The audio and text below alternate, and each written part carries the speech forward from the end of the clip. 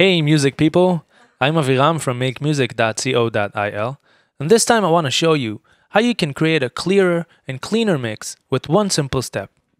Anyone can do it, no matter what DAW you use or what your experience level is.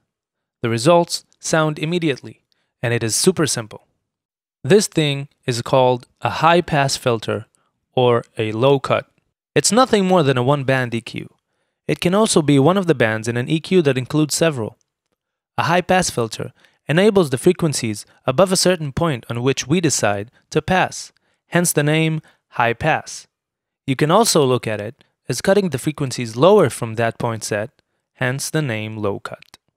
This is a real blessing because every track, and no matter which instrument, it can be vocals, piano, guitar, has a lot of information in the entire frequency range. These frequencies are not necessarily important or really needed in the context of the mix, but they still take up a lot of space and energy in the mix. The more tracks we have, the more those unnecessary frequencies accumulate and build up. That's when things start to get muddy. With a high-pass filter, we can get rid of all that mud that we don't need and gain headroom. Make room for all the low frequency range instruments to shine, like the kick drum or bass guitar, for example, and nothing would get in their way. Let's open one and see what it's all about. Here I have a group track for rhythm guitars.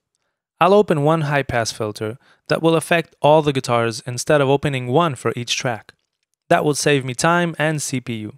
In an empty insert slot, I choose the Studio EQ that comes along free with Cubase. I'm activating band 1 and choosing the cut mode.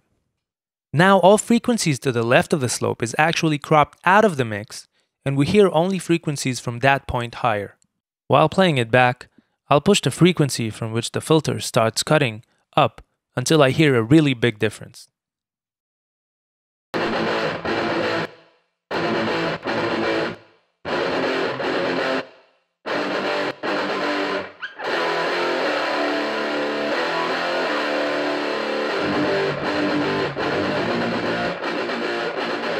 From this point, I'll pull back a bit because I don't really want to change the sound of the guitars, only get rid of the mud that I don't like.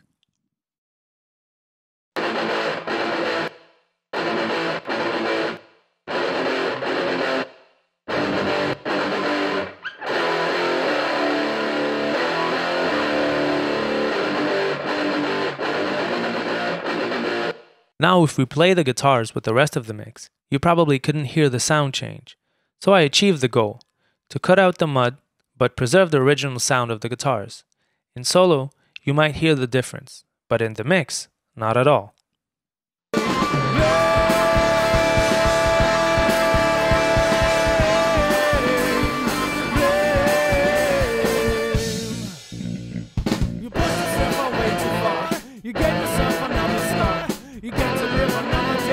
But you don't really want to stay.